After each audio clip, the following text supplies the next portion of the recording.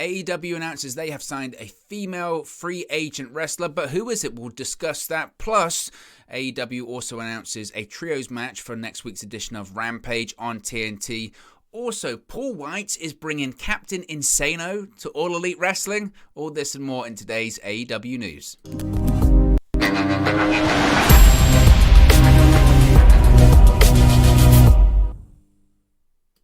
Hey guys, welcome back to Wrestling News 365. Hope everyone is doing very well. As always, there are plenty of news stories to get into in the world of All Elite Wrestling today. So let's start off talking about this female free agent signing. Another week and another signing in AEW. Now, if AEW owner and CEO Tony Khan is to be believed, there will soon be several more female wrestlers joining AEW. Now, this started off yesterday afternoon, morning, and then really developed as we watched Rampage last night on TNT. But Khan revealed as much in an appearance on Strong Style Live when he was asked if he had his eyes on several female wrestlers on the free agent market.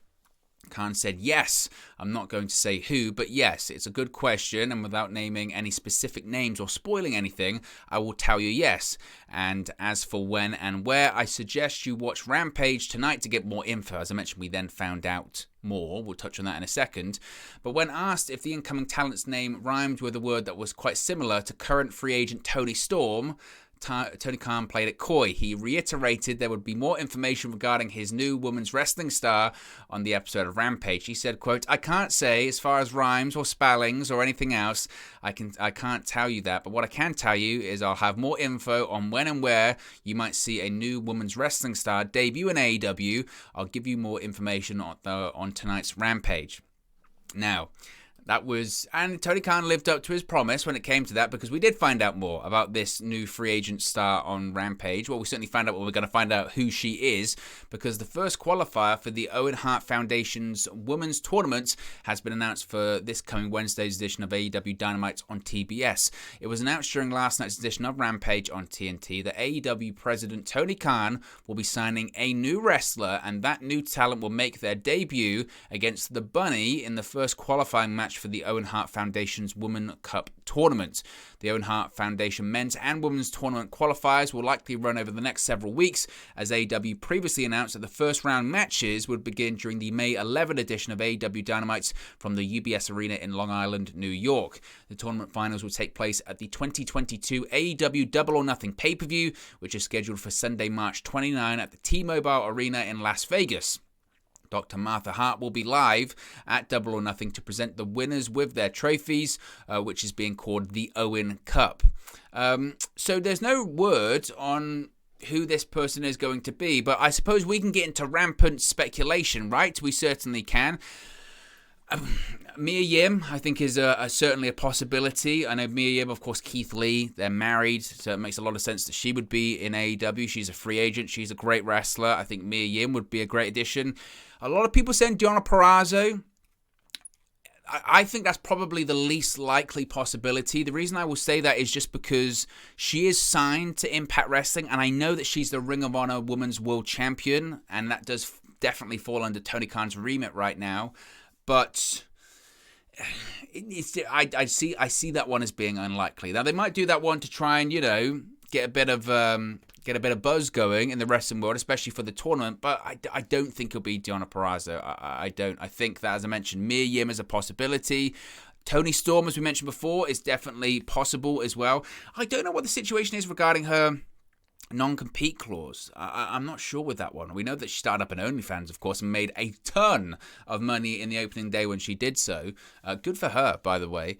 So it could be her. I think, when did she leave? December? So her 90 days would be up if she was released. I mean, she quit, and I guess she asked for a release and got it. So I'm assuming that she would have served 90 days, which would be up around now. So it could be Toni Storm. But also, it would be interesting to say that she decided to leave WWE because she just didn't want to do the grind of the WWE schedule. We don't know what her sort of future is when it comes to pro wrestling. She might still want to do pro wrestling, or she might not. So we don't know about that one. So Mia Yim, Toni Storm, I think, of course, Ember Moon is a massive possibility as well, or as she's going by now, Athena. We know that Athena is having matches on the independent circuit, and I think Athena is a name that we've heard that AEW is certainly interested in as well. So I would probably go with those three. Mia Yim, Toni Storm, Athena. I think that's probably the most likely situation, a most likely outcome. It must be said, and like I said, I know people that don't like AEW, and I know specifically people that don't like Tony Khan will say, another week, another free agent signing for AEW. And that's valid. It's a valid kind of criticism of Tony Khan, and it's valid of how he sometimes can overpromise and overhype things and all that kind of stuff.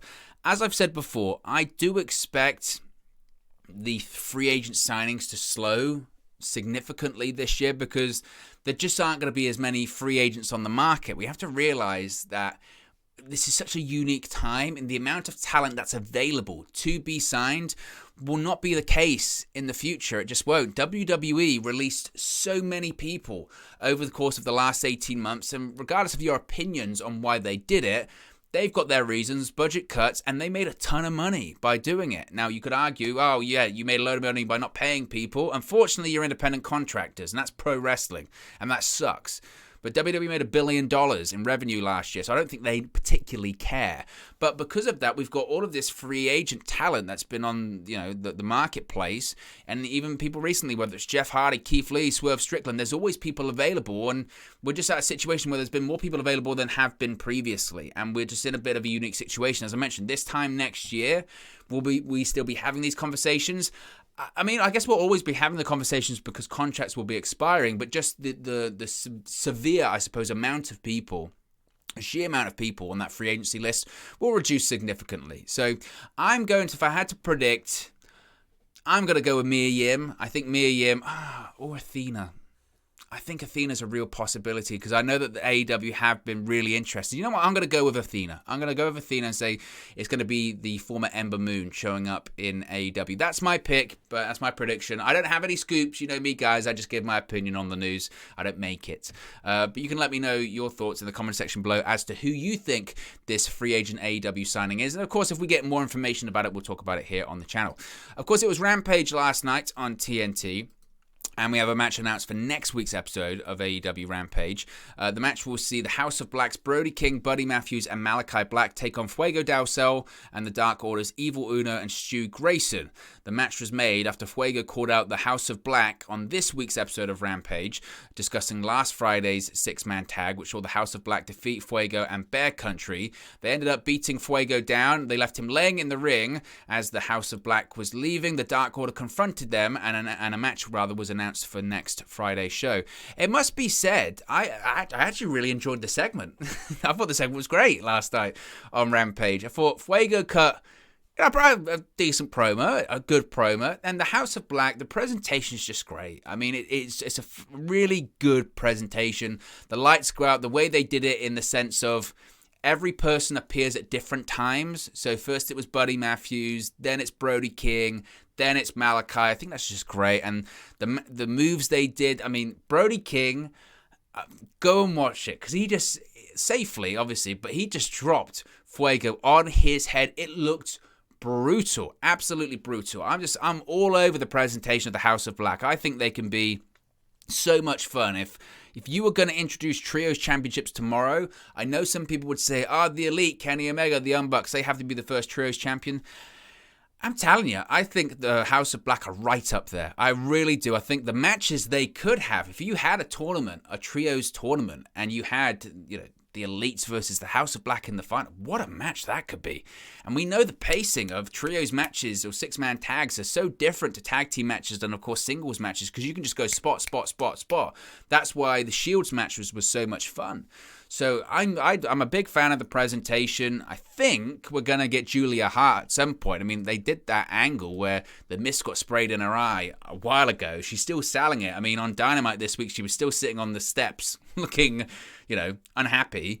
And she's still got the eye patch on. And I guess the pop and the reveal is when she takes it off, she's going to have the Malachi Black eye. But they just haven't really gone there yet. I don't know why. But that match should be fun next week. And like I said, I'm all over the House of Black. I think they're tremendous. I really, really do. We spoke about Paul Wight yesterday, and Paul Wight wants to wrestle on this week's upcoming episode of Dynamite from Columbia, South Carolina, of course his hometown. But he said that Captain Insano is coming to AEW. Now, you say this is a bit random. It's not totally random. Fans will recall that Paul Wight had a famous appearance in the 1998 hit film The Waterboy as pro wrestler Captain Insano. Now, I say it's a famous appearance, it's more of a cameo. You know, he's on the television and it pans out. It's a great, if you've never seen The Waterboy, how can you have not seen The Waterboy? If you haven't, you know what you got to do tonight. Go watch The Waterboy, it's fantastic. But now, according to Wight, fans will get to see Captain Insano on future AEW shows. In an appearance on the Rob Brown Show, Wight revealed that Tony Khan had secured the rights to the Captain Insano character almost a year after AEW first filed the trademark for the name. He said, quote, Tony Khan and I have some pretty fun stuff coming up in the future that him and I put together. So we've really secured the rights to Captain Insano that we're going to break out. Captain Insano will be coming out in the next couple of months. So that's why we've kind of toned down a little on the in-ring performing as well. We're kind of letting that settle, doing the commentary work. I'm getting the wardrobe together now for the outfits. Max Dunbar, who is an incredible comic book design guy, helped me draw up the outfit for Captain Insano. We're getting that made now. Before you know it, Captain Insano is going to be running wild in AEW, dude. Now, Paul Wight is hopeful fans will be excited about the character change. He expects his Captain Insano to have more energy than his current persona. He said, quote, hopefully the fans will be excited about him. For me, it's just a chance to have fun and really apply a different character.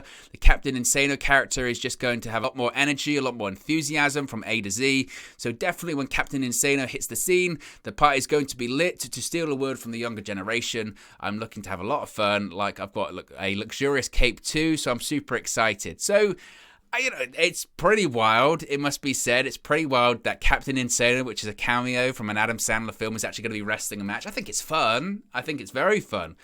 I assumed, and maybe this is part of it, that Paul Wight isn't necessarily letting on. I don't know. But I assumed that he had toned down the in-ring stuff. He's had 3 matches. And the reason he toned down the in-ring stuff is because, like I said yesterday, when he had his last match, it was in October. It was a 3-on-1 handicap match on Dark Elevation. It was painful to watch because whilst he's, dropped a ton of weight and he looks to be in good shape, he's in his 40s, nearly 50s, and he's a giant, and that takes a toll, especially with his weight over his career as well. And his knees, his legs sort of go like that; they sort of point inwards, and it looks like they're going to snap at any moment. That's just the situation, and it looked difficult. And maybe this is how he's going to get around all of that. He can't be the giant anymore, but he can be Captain Insano, and he can sort of, wear that outfit and a cape. And maybe that's what he needs to do. So something so ridiculous and over the top. Will it get over with the AEW audience? Well, it's got... it will get attention. It will certainly get attention, not so much just from the pro wrestling audience, but I guess from somewhat mainstream, because again, everyone's watched The Waterboy, and everyone say, you remember Paul Wight, from The Waterboy? It's actually, that character's come to life, and that's fun. That is fun. So I don't know. I will see how that goes, but I think it's great. I really do. Anyway, guys, let me know your thoughts on today's AEW news stories in the comments section below. Be sure to like and subscribe to Wrestle News 365, and I'll speak to you again very, very soon. Hey guys, thank you for watching, listening, streaming, or however you come across this video today. Be sure to click on the video on the right there to watch our next video, or click the bottom there to subscribe, or the bottom right hand corner. Thank you very much, and I'll speak to you again very soon.